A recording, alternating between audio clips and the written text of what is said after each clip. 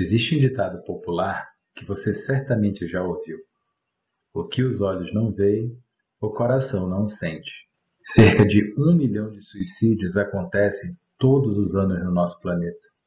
Isso mesmo, 1 milhão de suicídios. Este número equivale a 2 suicídios efetivados e 20 tentativas de suicídio por minuto. Por trás dessas tentativas de suicídio e desses suicídios efetivados, tem muita dor, muito sofrimento, muita vergonha e muito medo. A pessoa sofre calada. Quando as pessoas percebem, ela já foi. Sofreu e ninguém nem soube. E tudo aquilo que ela sentia antes da tentativa de suicídio, ou mesmo antes de efetivar o suicídio, era que a sua dor era insuportável, que essa dor não acabaria nunca mais e que ela não conseguiria nunca superar essa dor. Ela se sentia sobrecarregada, incapaz de equacionar a própria dor e, nesse contexto, acaba acreditando que a dor é infinita, que ela nunca mais vai passar. E quem quer viver sentindo dor todo dia, o tempo inteiro, a vida toda? Ninguém. Diante dessa dor, insuportável, insuperável e interminável, muitas vezes o indivíduo chega ao ponto de se desesperar, se vê desamparado, sem assistência de ninguém, sem ajuda alguma, muitas vezes pede socorro, mas é interpretado mal, é tido como preguiçoso, como quem não quer nada da vida. Vá procurar Deus, deixe de frescura, vá trabalhar. São frases que a pessoa nesse estado de sofrimento muitas vezes ouve. Ela então começa a perder as esperanças de que pode sair um dia daquela dor. Ela se vê cada vez mais sozinha e vazia. O pensamento suicida muitas vezes surge naturalmente. Pode vir como uma ideia, a princípio até indesejada, mas que depois acaba ganhando corpo, principalmente quando a pessoa não consegue mais ter esperança e se vê em estado de desespero e sem a assistência de ninguém. Mas a verdade é que a pessoa não quer morrer, mesmo quando ela pensa no suicídio. O que ela quer é acabar com a dor e com o sofrimento. E a partir de agora, eu passarei a dar as boas notícias, pois é possível evitar o suicídio. O primeiro passo, importantíssimo nesse processo, é analisar a vida de uma perspectiva diferente. Nós não podemos nos render ao automatismo da análise da vida e muito menos nos deixar levar pela interpretação mundana da vida, uma interpretação que é puramente materialista. É preciso considerar os aspectos espirituais da vida, e nesse contexto, Deus surge como uma unanimidade. E Deus, sendo um Pai justo e amoroso, coloca para nós como regra de evolução espiritual as dores, as dificuldades. Dificuldades essas que são justas, pois que Deus é justo. E o que explica a justiça dessas dores e dessas aflições, dessas dificuldades e problemas que muitas vezes encontramos em nossa vida, é justamente a reencarnação. Jesus deixou bem claro, só é possível encontrar o reino de Deus quem nascer de novo. Ou seja, a reencarnação é uma verdade cristã. E Deus, na sua justiça e no seu amor infinitos, deu para nós a chance, enquanto espíritos, de corrigirmos os nossos passos nesse processo belo e prazeroso de evolução espiritual. Entretanto, somos ainda espíritos em aperfeiçoamento, somos espíritos imaturos e erramos muito, muito mesmo. E as consequências desses erros que cometemos ao longo dessas vidas, dessas encarnações, são as nossas dores do presente.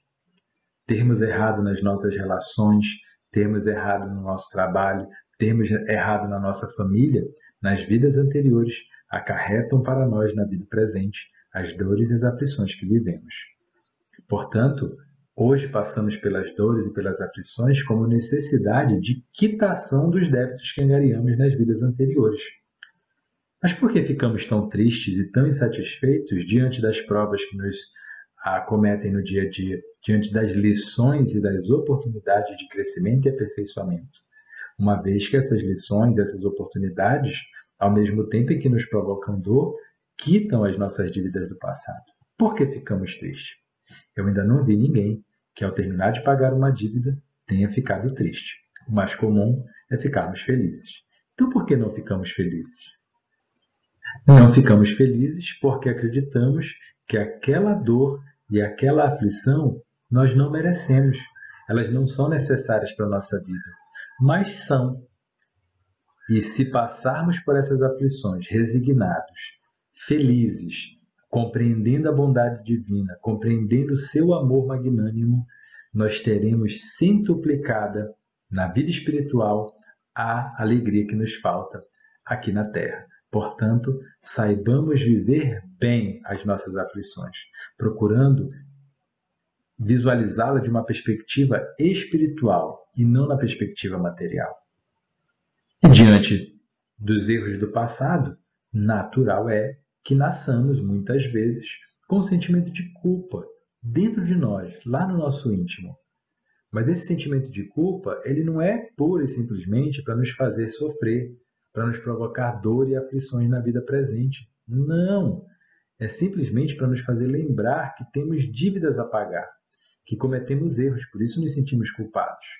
Mas esse sentimento de culpa não pode ser maior do que o desejo de ser feliz. Daí a razão pela qual esse sentimento de culpa deve nos movimentar à prática do bem. Pois fazendo o bem, fazendo a caridade, auxiliando o próximo, estaremos justamente corrigindo os erros do passado e nos aperfeiçoando para a felicidade do futuro. Mas você sabia que cerca de 60% das pessoas que cometem suicídio nunca procuraram a ajuda de um psiquiatra ou de um psicólogo? Ora, se nós nascemos com esse sentimento de culpa e muitas vezes outros sentimentos ruins vêm junto desse sentimento de culpa, natural seria que buscássemos profissionais da saúde mental que pudessem nos dar orientações e, quem sabe, nos auxiliar no processo de superação dessa dor, desse sentimento de culpa. E, de fato, é o que esses profissionais fazem, auxiliam, eles ajudam. Portanto, a assistência psicológica e a assistência psiquiátrica são indispensáveis para a pessoa que pensa em suicídio. E Manuel Filomeno de Miranda ratifica essa informação. Ele diz que o perispírito registra das vidas anteriores os erros no campo afetivo que aquele espírito cometeu. E quando vai reencarnar, imprime no novo corpo as disfunções, os distúrbios químicos na função cerebral, que atuando de maneira inadequada, essa química, os neurotransmissores, funcionando de maneira inadequada no cérebro desse espírito reencarnante, vai promover nele sensações ruins de tristeza, de angústia, de vazio, ansiedades, inquietações, falta de ar, aperto no peito, dor de cabeça, dores no corpo, insônia e tantos outros sintomas que fazem parte dos quadros de depressão, de ansiedade, de bipolar, de esquizofrenia e tantos outros transtornos psiquiátricos que vêm como meio de prova e, consequentemente, aperfeiçoamento do espírito. E a ciência atualmente nos aponta que mais de 90% dos casos de suicídio tinham um transtorno psiquiátrico por trás, que não foram nem diagnosticados, nem foram tratados. Isso significa que se a pessoa que pensa suicídio procurar ajuda médica especializada, procurar ajuda de um psiquiatra, tem 90% de chance de ter o suicídio evitado. E olha que legal, a alegria de volta, o prazer de viver, o desejo de seguir adiante, a vida ganha sentido, ganha cor, ganha brilho. Um outro aspecto que também não pode ser desconsiderado é a obsessão. Como Kardec afirma, a obsessão ainda entrará no rol das patologias na ciência humana.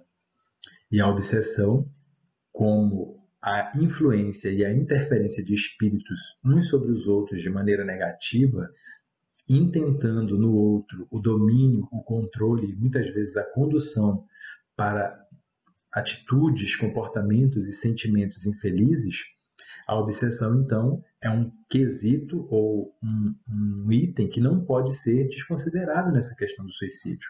É preciso atentar para este ponto. Então, ficam aqui caracterizados 3 aspectos no suicídio que precisam de atenção: o aspecto mental ou psicológico, o aspecto cerebral, psiquiátrico e também o aspecto espiritual, obsessivo. Na questão psicológica, aquele sentimento de culpa e tantos outros sentimentos que acabam surgindo nesse espírito, a reforma íntima, com o apoio da psicoterapia, são ferramentas que o espírito não pode dispensar. A transformação moral, o aperfeiçoamento gradativo que conduz à felicidade é uma necessidade. Procurar o profissional de psicologia que tem ferramentas e instrumentos mentais que auxiliam o indivíduo no conhecimento de si mesmo, no autoconhecimento e no aperfeiçoamento de si mesmo, desenvolvendo a autoconfiança, a autoestima, auxiliando esse indivíduo a ter fé em si mesmo, a ter coragem para enfrentar suas dores. Psicoterapia, então, se torna uma ferramenta indispensável na prevenção do suicídio, juntamente com a reforma íntima. Além da psicoterapia, os medicamentos. Conforme falamos ainda há pouco, a química cerebral pode estar prejudicada. Um médico psiquiatra terá a capacidade, então, de identificar se existe, de fato, um transtorno psiquiátrico ali por trás. Havendo um transtorno psiquiátrico, uma medicação pode ser prescrita, o que vai auxiliar muito o indivíduo na recuperação da sua autoestima também, da sua alegria, da sua felicidade. Muitas vezes o indivíduo consegue pensar na alegria, consegue pensar positivo, consegue orar a Deus, mas o sentimento íntimo não muda. Isso pode acontecer porque a química cerebral está alterada. E o remédio, então, prescrito pelo médico psiquiatra, corrige essa alteração, o que faz com que a pessoa se sinta bem novamente. Agora, além do recurso da psicoterapia e do recurso da psiquiatria com as medicações, vamos falar de um recurso que previne, na sua maioria, os casos de suicídio, que é a espiritualidade. Espiritualidade é o fator protetor que tem 7 vezes maior eficácia de prevenção do que qualquer outro meio preventivo. Então, o estudo do Evangelho de Jesus, o Evangelho no Lar, o culto do Evangelho no Lar, é um recurso que não pode ser dispensado. Compreender as verdades de Deus, compreender a sua lei, o seu amor, a sua justiça, vão dar ao homem a calma e a resignação necessárias para obter a serenidade que ele precisa para enfrentar qualquer situação dolorosa na vida e assim evitar o suicídio. Portanto, conhecer o Evangelho de Jesus é indispensável. Além do Evangelho de Jesus, a prece, a oração, pois ela fortalece o indivíduo, dá a ele a fé e a coragem necessárias para o enfrentamento das dores do dia a dia. Quando ora com fervor a Deus, Deus envia os bons espíritos para lhe socorrer. E pensando naquela questão espiritual da obsessão, quando os bons espíritos chegam, os espíritos sofredores se afastam. E você então sente uma paz íntima muito grande. Portanto, a prece também é necessária. Muitas vezes, a pessoa que está envolvida pela questão do suicídio, tomada pela sua dor, não consegue articular o pensamento, não consegue fazer uma leitura, não consegue pensar em Deus e não consegue ler nada sobre Deus. Daí a importância do passe magnético. É um recurso formidável, indispensável em qualquer tratamento. Ele é formidável no controle dos sintomas de ansiedade e dos sintomas depressivos. Dão ao homem tranquilidade, serenidade e paz. Além de todos esses recursos, uma vez que somos espíritos em desenvolvimento, em aperfeiçoamento moral, nós não podemos esquecer do trabalho no bem, da caridade, que é o dom divino confiado a nós para a defesa da nossa alegria e para a conservação da nossa saúde. Portanto, fazer o bem auxilia na quitação das dívidas do passado e no crédito para a vida futura, para a felicidade que tanto desejamos. Portanto, não tenha medo, não tenha vergonha. Faça psicoterapia. Consulte um psiquiatra. Faça tratamento espiritual. Peça ajuda. Busque ajuda. Aceite ajuda. Ajude. Suicídio pode ser evitado.